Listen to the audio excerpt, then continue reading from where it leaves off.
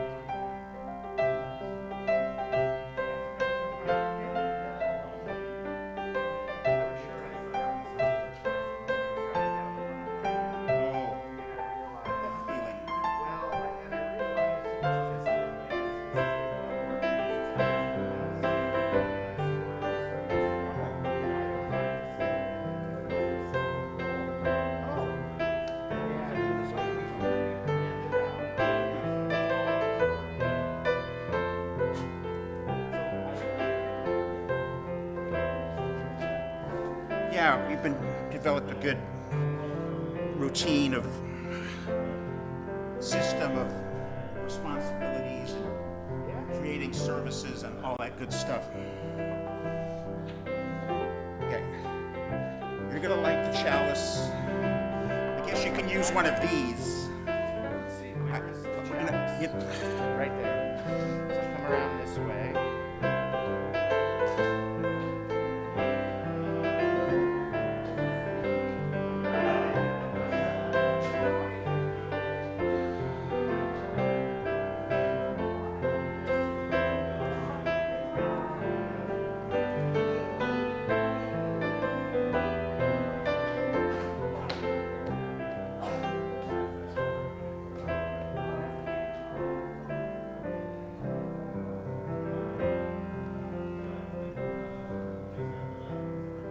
That's not happening.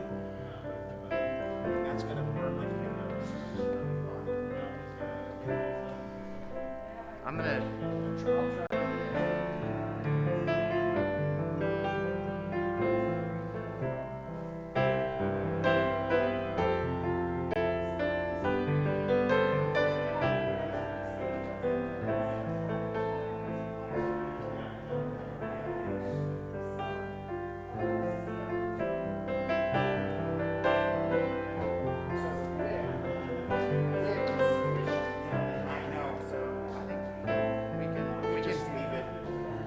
Oh, we're going to fix it. Oh. Yeah, but there's a little amount of can. I carry a pocket. Good. It's a handy knife.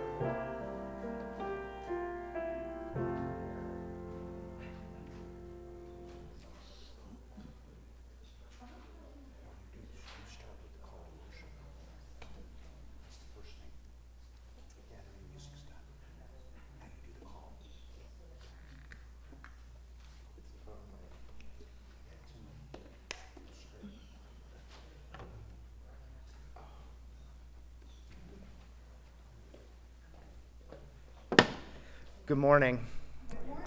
I am Erik Halseth. I am your guest speaker today, and the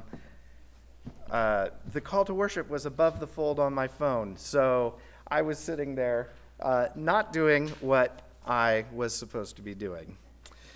Today's call to worship is from a book called Liturgies from Below. Thank you, Starr King School, for the ministry. It's called Come If You Are Willing. Come if you are willing, come into this place, but be prepared to find yourself sitting next to someone who believes differently from you.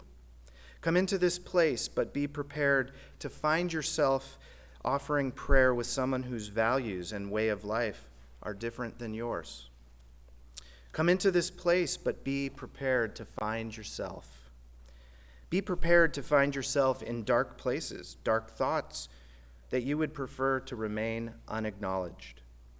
Be prepared to live in a world that can never match your memories of what it used to be or dreams of what it might be.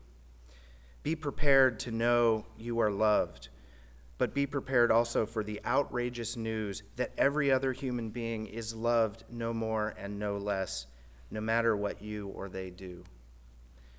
Come if you will, but be prepared for an uncertainty that will not quickly be resolved, for a discomfort that will not easily be salved, for a hunger that will not willingly be satisfied. Come if you are willing.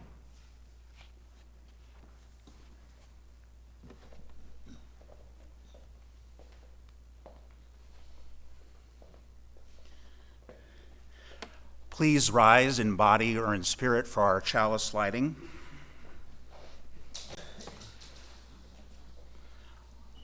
The words are Faith in Summer by Ellen Hamilton. In faith together, we light this small scrap of light, symbol of Grandfather Sun's enormous power, whose energy burns so brightly in these days of deep summer, catapulting the leaves and vines, vegetables, flowers, and fruits to astonishing size, lengths, and heights, spilling over the tops of cages, walls, and trellises, delighting and nourishing all things.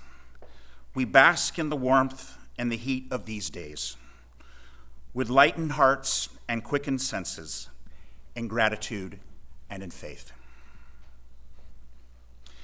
Please remain standing for our covenant, which we will recite both in English and in Spanish.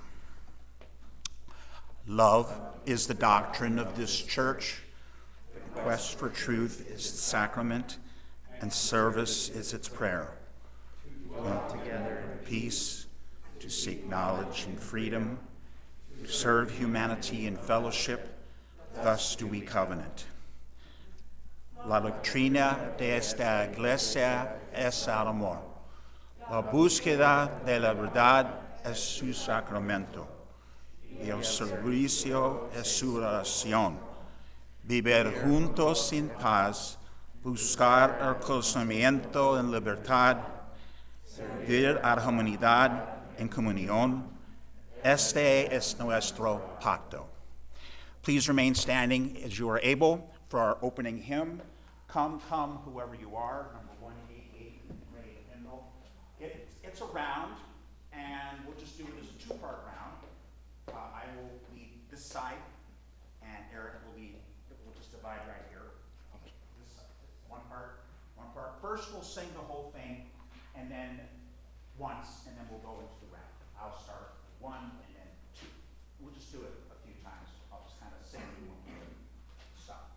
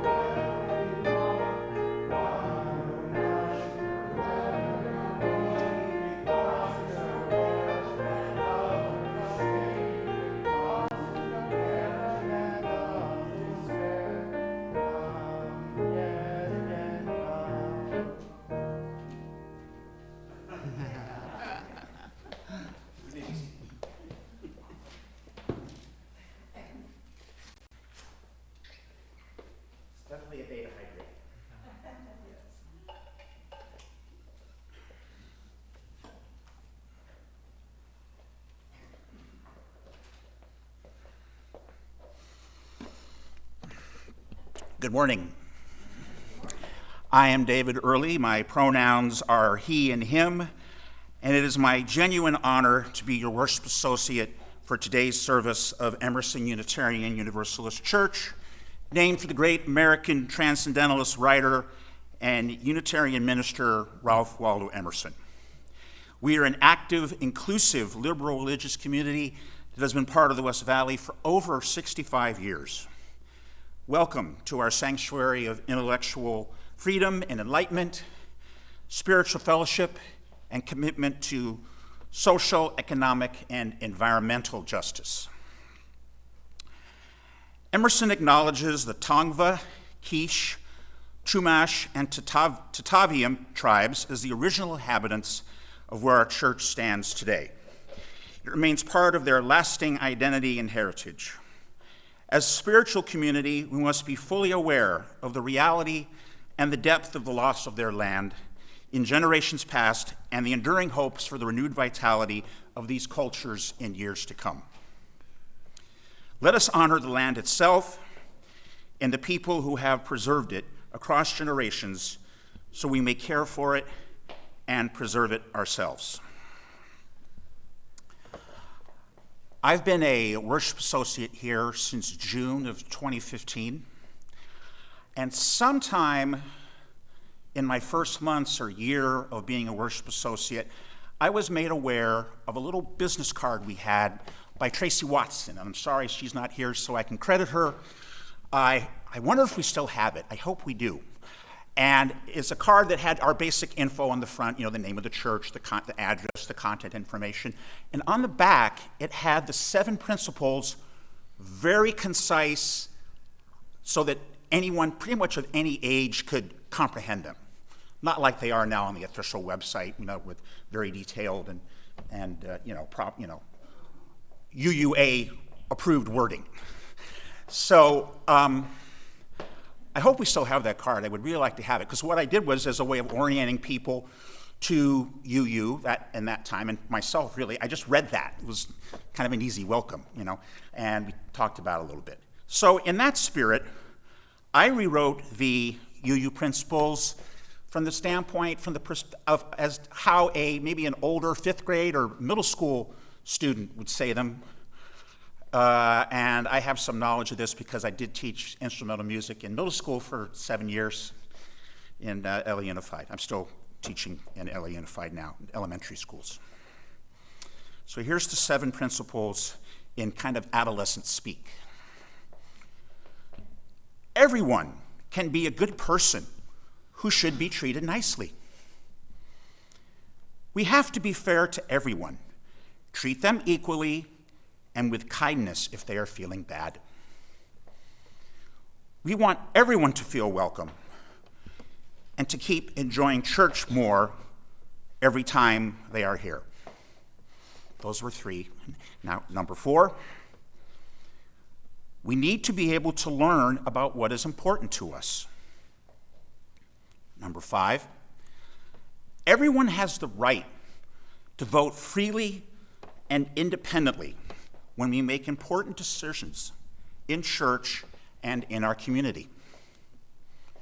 Number 6, everyone in the world has the right to live in peace with freedom and to be treated fairly at all times. And number 7, we need to do the right things every day to keep our planet clean and free from pollution and other things made by humans that harm the environment, people, and animals.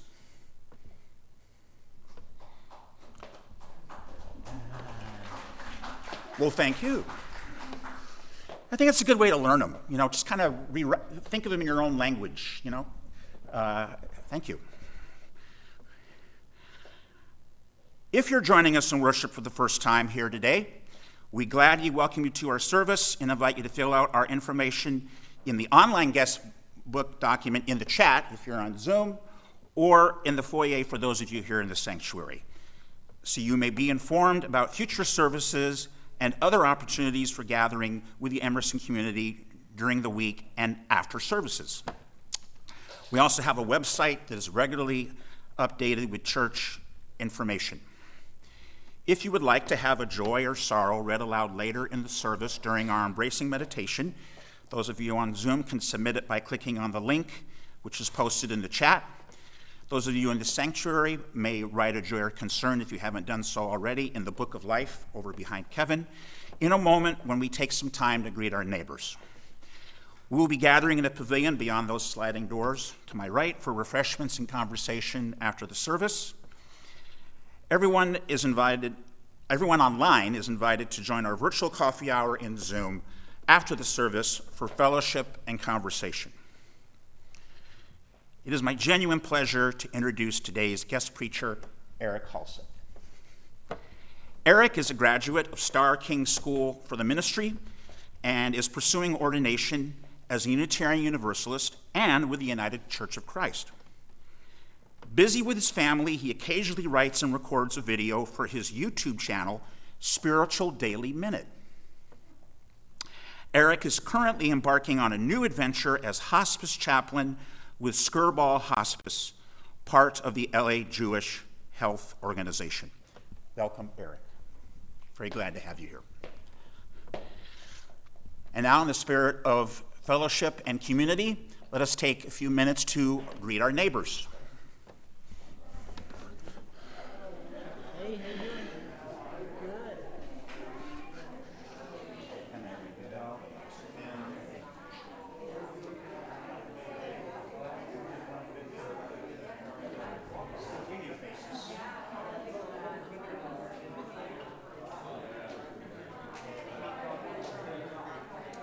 So I just rewrote those yesterday. Oh, good. I used the Worship Web app that has them. There's other places now, but so I just really thought about it, how a kid might say it. Thank you. Thank you. I didn't want to make it silly, but I wanted to make it like, right. Accessible, yeah. I was thinking about making it silly. This is kind of a silly service, but I thought for that it should be kind of straight. We ended up talking about Albert. Oh my God. We did a service on book banning here, and I mentioned books that I got to read in this modern book class I had in high school. My teacher was great. I read Starhouse 5. That's been banned. Mice and Men. That's been banned. But also strange. I don't think that was banned. It's just, it may have been, I was just impressed by it. It was just very heavy, introspective, questioning the meaning of life and existence. It's kind of not for a high school kid. Yes, when you get into existentialism, absurdism, move into nihilism.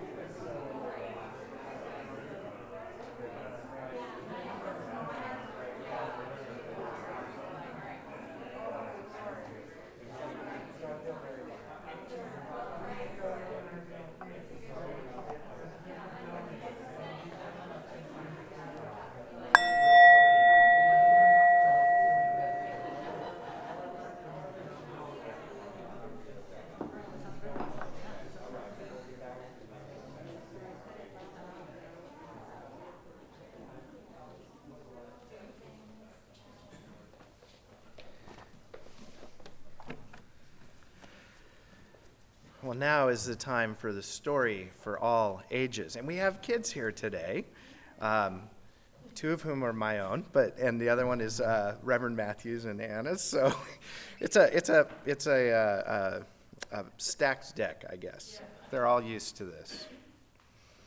The story today is called The Creature in the Attic, and it is I don't know who it's by. I found it somewhere long ago. I've adapted it several times and rewritten it several times.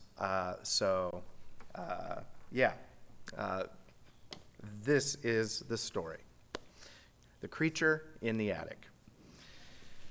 The first anyone heard about the creature in the barn attic was after one of the children went up to the attic to look for an old book being stored in a box, as attics are often used for this sort of thing. Everything was dark, but between the shadows, the boy could clearly see two eyes watching him intently from above with a horrific expression on the face. They were big eyes and about an arm's width apart, giving some idea of the size of that terrible being's head. The boy yelled with every bit of air in his lungs, ran out, and locked the door, leaving the monster in the barn, growling to itself and beating on the door as if it wanted to escape and terrorize the village. For the next 2 days, the people in that village were living in terror. The growls from the barn and the beating on the barn door continued, and news of the creature's cruel nature spread across the land. The terrifying behavior only got worse, but no one was brave enough to go into the barn and confront the beast. Before long, a Norwegian fisherman who barely spoke their language walked into the village. Some days earlier, his ship had sunk, and this fellow, who had wad the fisherman, seemed like a formidable old sea dog, a hard character indeed. The Norwegian did not hesitate to help, in return for a little money. But when he approached the barn and heard the growls of the monster, his expression changed, and he went back to the villagers to ask for a lot more money. In fact, he asked for so much money that everyone in the village gave down to their last cent. He also asked for a large stick, a big net, and a horse and a cart. If and when he was to triumph against the beast, he wanted to take it away as a trophy. All the village folk gathered around and watched as the Norwegian fisherman opened the barn door and went inside. The villagers, smartly so probably, locked the door behind him for safety and listened to the deep shuddering growls and sounds of the fisherman yelling. After the fisherman had been inside for a short while, the noises stopped. And never again would the villagers see the Norwegian or hear the sounds of the beast. Neither did anyone ever dare go into the barn again. Do you want to know what happened behind that door? Okay, I'm going to tell you. Well, when the Norwegian fisherman opened the door, he could see the eye of Olaf, his enormous and fierce helmsman, whose gruff voice he had recognized earlier when the villagers had taken him to the barn. The eye was being reflected in a mirror being stored a meter or so away among the boxes, giving the impression of both eyes belonging to the same giant head. Olaf's other eye had been covered by a patch for years from a fishing accident in his youth. Both men began yelling loudly in their own language, Norwegian, both surprised at the sight of the other.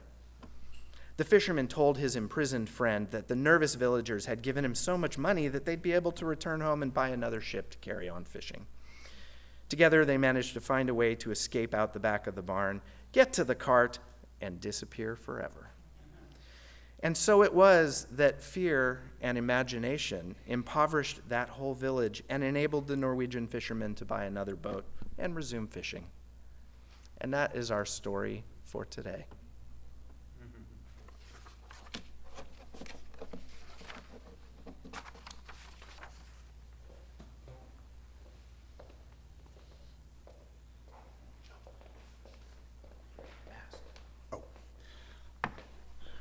And now I will lead us in our UU Children's Affirmation. If you don't know the hand symbols, you can just follow along with me or people around you. We are Unitarian Universalists, a people of open minds, loving hearts, and welcoming hands.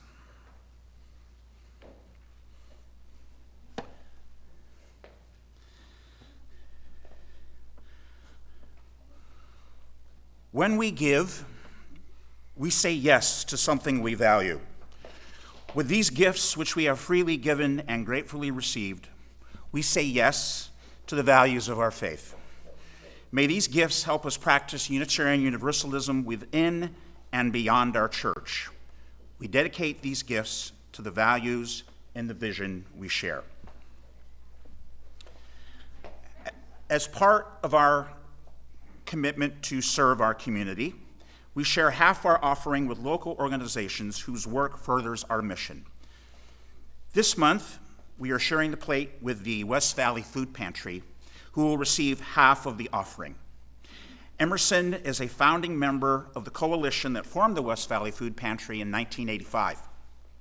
And the needs of the community have grown dramatically in the last few years, with the West Valley Food Pantry serving around 10,000 people who are food insecure, including people who are homeless, families, and elderly people living on a fixed income, providing them not just with food, but also basic necessities and support services. Donations can be made using the Breeze app and by selecting Sunday offering or special collection. I believe that's how that works on there. I'm not sure. Or at donate.emersonuuc.org and selecting Sunday offering. Please make checks payable to the Emerson UU Church and write "Share the Plate" in the memo. If you'd like to make a payment on a pledge, please write "Pledge" instead. The offering will be greatly received now.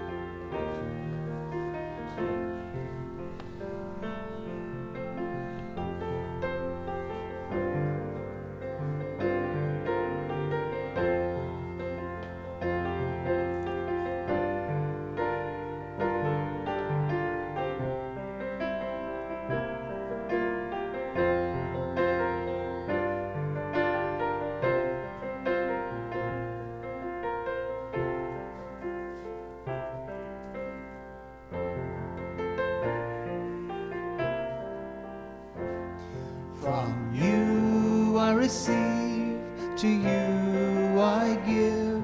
Together we share, and from this we live.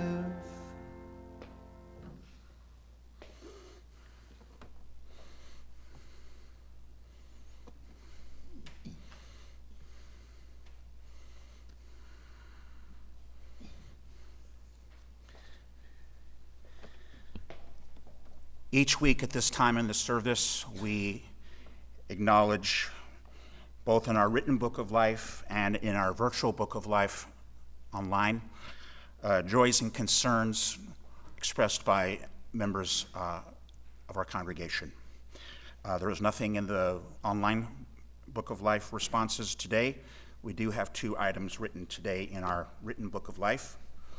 First, from Lucas: "You are all a power of transformative and expressive creativity. May your upcoming week bring you love, rest, family, and light. Live to love to live. Life is beautiful." From Erik: "Be sure to drink a lot of water this hot summer," on this weekend, which I believe is the hottest of the year so far. So I'm really glad you're all here. I'm glad everything's working to keep you cool.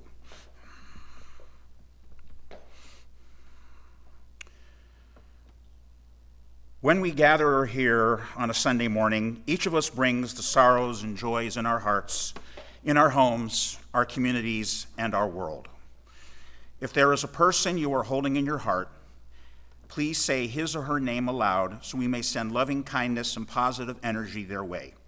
We open our worship to all that life brings, and we set aside this time to bring these pieces of our lives into this space.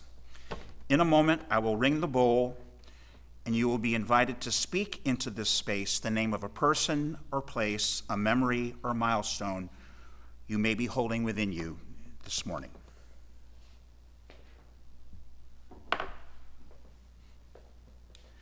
We lift up these words from our hearts.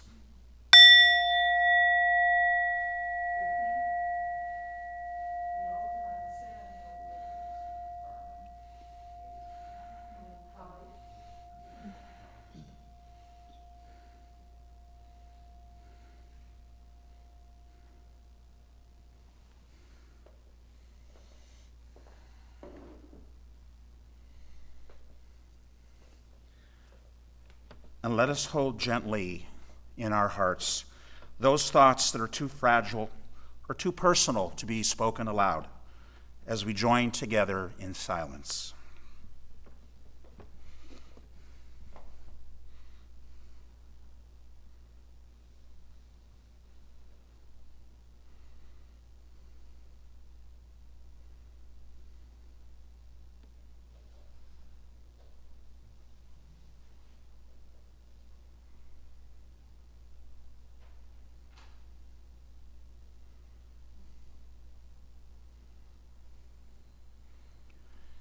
So may it be among us.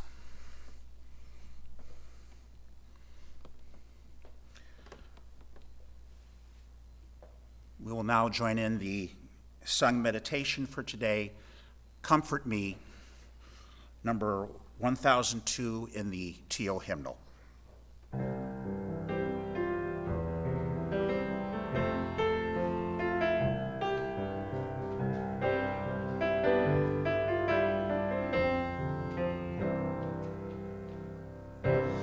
Comfort me, comfort me, comfort me, oh my soul. Comfort me, comfort me, comfort me, oh my soul. Sing with me, sing with me, sing with me, oh my soul. Sing with me, sing with me, sing with me, oh my soul. Speak for me, speak for me, speak for me, oh my soul. Speak for me, speak for me, speak for me, oh my soul. Dance with me, dance with me, dance with me, oh my soul. Dance with me, dance with me, dance with me, oh my soul. Comfort me, comfort me, comfort me, oh my soul. Comfort me, comfort me, comfort me, oh my soul.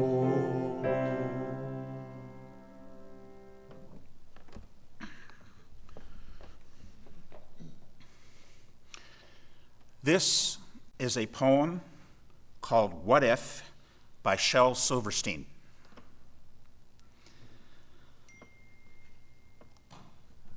Last night, while I lay thinking here, some what ifs crawled inside my ear and pranced and partied all night long and sang their same old what if song.